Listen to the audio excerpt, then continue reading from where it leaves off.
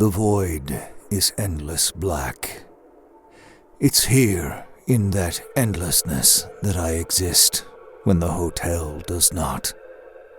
But I don't wait in the endlessness.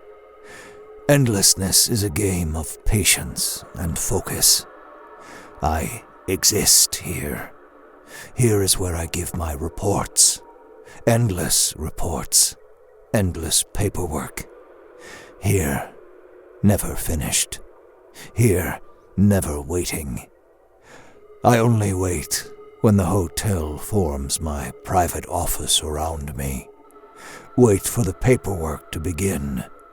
Wait for the manager. Wait for the guests to arrive. Wait, and wait, and wait. My patience and focus are required for this as well. But my patience and focus are also endless. Form and color start to shape themselves around me in the void.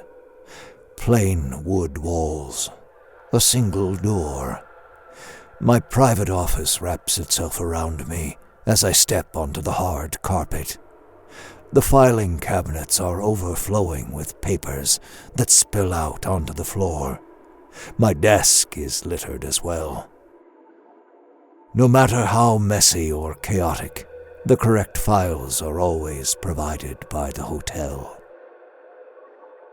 There's a dark green folder in the center of my desk, red string keeping it closed. Inside is the necessary information about tonight's guest. Susan Broduer is checking into a single for one night. She plans on leaving early tomorrow morning, though she won't. She's a determined-looking woman with messy hair and dirty clothes. She won't have any luggage. She wasn't planning on leaving wherever it is she left. She fled in the night. Not this night, but a night when her clothes weren't quite as dirty. It doesn't say here who she's running from, but she's clearly afraid of something. Someone who pushed her around, or pushed her too far. Whoever it is won't be finding her. Not even I know exactly where she'll end up, but it will be somewhere far worse than she fears. I wait now that I'm no longer in the endless void. Wait for the guest to arrive, for the manager to arrive. Wait for it all to begin. As I wait, I read through the file. It contains vast and deep knowledge. I don't know what use the hotel has for it all, but it's not my place to question the choices made above my considerable station. Perhaps there is no use for it. Perhaps the information is here because the guest is here. Perhaps it's folderol, as meaningless as every cry for help, and useful as every wasted tear. But procedure is procedure. I intemperate the intricate cursive and symbols the file is written in, and the secret life of Susan Broduer is laid bare to me. Every choice that led her here, right or wrong, recounted in this file. And soon that file will include her death, the bureaucracy fulfilled. My skin is already ashen, and my bones are pressed thinly against it. The hotel's version of our own little deaths. Inside my suit, I can feel my body sloughing into brittle flakes. Outside my private office, on the other side of the door, I can hear her roaming behind the front desk. I fill out the reservation card and put it through the slot in the door for the manager. She takes it, and after a pause I hear her start to roam the lobby. I admire her focus and rigidity. She runs the hotel, and she runs it well. When I hear her coming closer, coming back to the front desk, I know that means she's found the supply closet door. That's often the very first thing she'll do, sometimes even before taking the guest check-in card. It's a ritual of hers. She's checking for the lobby boy, making sure she knows where he is when she needs him, I know, but I can't pretend to be blind to her borderline affection for him. I grind my teeth thinking about it. I can't begrudge her reliance on him. He does what's required of him, is always on hand to do the dirty work, but he knows better than to linger in my presence. I only wish there was some way he could never get out of that closet. But presently, I hear the rushed voice of someone who can only be Susan Broduer, and I know the lobby boy's work is about to begin as well. My bones rattle audibly in the too-cramped office. The last of my skin is starting to crust off. It doesn't affect my work, and it upsets the lobby boy, so I don't deny a small part of me enjoys the change. But I don't understand it. I don't believe the hotel wants us to understand. Not us. Not the guests. Sometimes I watch the guests check in, watch them go to their rooms, watch them die. Sometimes it's necessary for my reports, but the manager is more than capable, and the lobby boy is competent. Still, sometimes I just like to watch, see how the hotel works as it enchants the guest, enchants us all into doing exactly what it needs, what it wants. I don't always watch. If I'm needed elsewhere or if I need to keep an eye on the staff. Tonight, I don't watch. Tonight, I wait. I wait for the endless void to return, because tonight, when I look at the walls of my office, they feel closer than they should.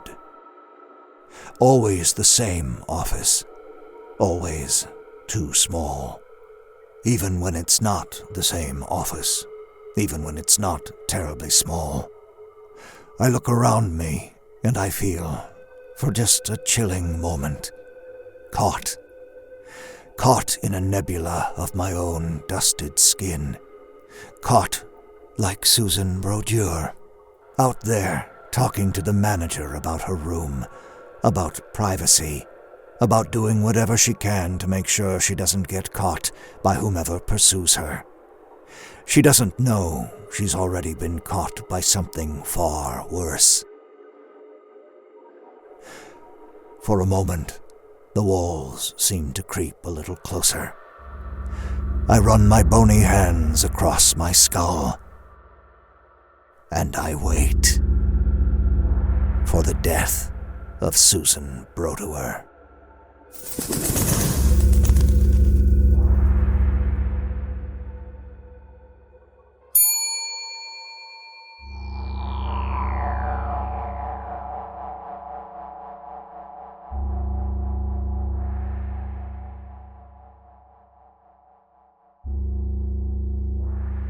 Here she comes. She looks so worried. Look at her little face. So concerned and tight. She looks like an angry toddler. A child sent to her room without supper. I, on the other hand, look like I can be a good room for her. I look like one of those cheap tourist traps in the middle of the city. I look like one of those hotels you don't remember what they look like. All cheap walls and stone steps. My sign out front still boasts about having color TVs in all my rooms. My lobby is barely an entryway, and my rooms are in a separate building wrapped around a cracked parking lot. Even the staff uniforms are dull, drab grays and beiges. Maybe you've seen a place like this, with the ironwork fence keeping you away from the filthy pool, Maybe you drive by it every day and wonder what kind of person would check in there. The kind of person who's checking in here right now is stomping mad. Or stumbling tired. It's so hard to tell. People are so delicate. Just a few days of driving without stopping or sleeping, and they can barely function. Get them a little too worked up, and they get so mad they try to hurt each other. Try to kill each other. Try. I can do it without breaking a sweat. She's sweating, though. She's watching my front doors like she expects someone to come flying in with that kitchen knife again, as if I'd let anyone else come in and disturb her. But disturbed she is anyway. All the lobby boy did was ask if she had any bags, poor thing. He can see she doesn't, but he still has to ask. Aw, he still looks more or less like a person. He hasn't even started to rot yet. She's just a little jumpy around him, I think. He can take some getting used to. She probably won't have time to get used to him, though. No, we've got a lovely room for her, and he worked so hard on it. She doesn't want him to take her to the room. Oh. She's leaving him there with nothing to do. I shift my hull slightly to make it easier for her to find her way. She doesn't seem to notice, which I find strange. I think I do anyway. She's constantly looking over her shoulder and pausing around corners. Always looking and never seeing. I can see everything, of course. I see the lobby boy shuffling back to his closet, the skin on his fingers already receding and toughening. The manager sees him and checks her own nails to see if she's starting to spoil. Not yet, dear. But she can't see the blood vessels in her eyes have already burst. I just think people look so nice when they die. I look inside the office. The owner is there. He's not doing anything, though, just staring at the walls. Looks like he's pouting to me. Maybe I'll give him something to pout about when he reports back to me. Maybe I'll give him something to pout about right now. I think about it. I hold him in my mind. And I know he knows it.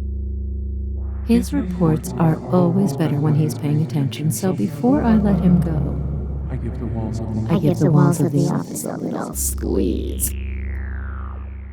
He's lucky I don't stick him in the supply closet with the lobby boy.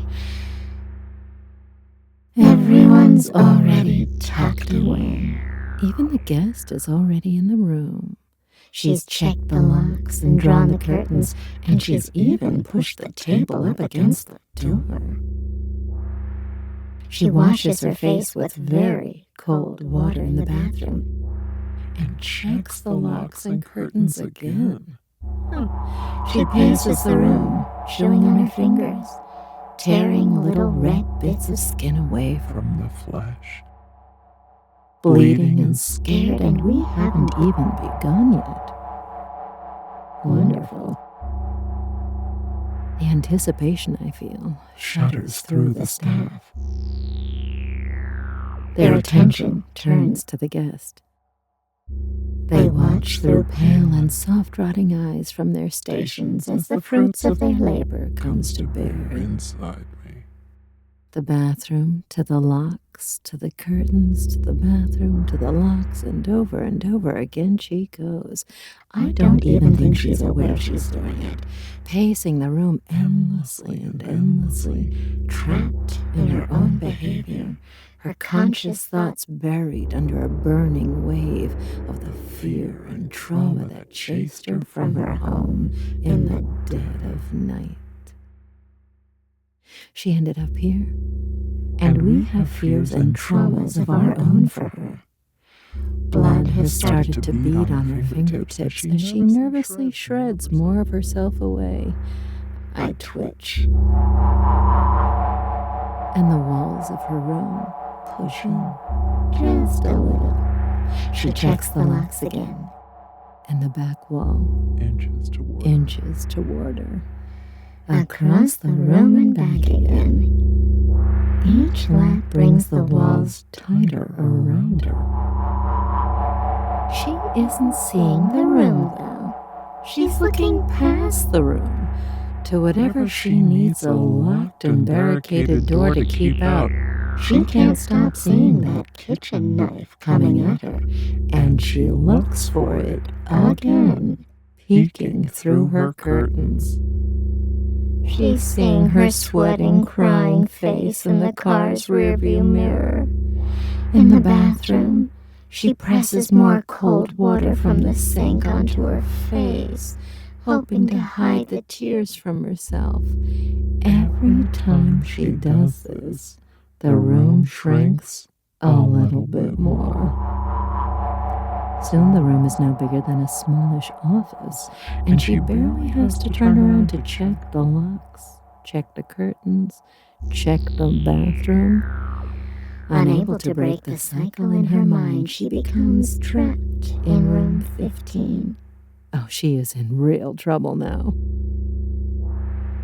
The bed, the table at the door, all the furniture has finally caught up with her. Her fingers and chin are stained with smears of gore. Limpid pools of blood rest on the bathroom floor and counter, spilled from her constant chewing and washing. Her legs splinter at the ankles when the bed needs more give than she's got to spare. It takes her mind off of the table, cracking her ribs one by one. She tries again to start her little cycle around the room, but the room has finally gotten itself around her. From their own little rooms, I can see my darling staff watch Susan Broduer finally succumb to all that pressure.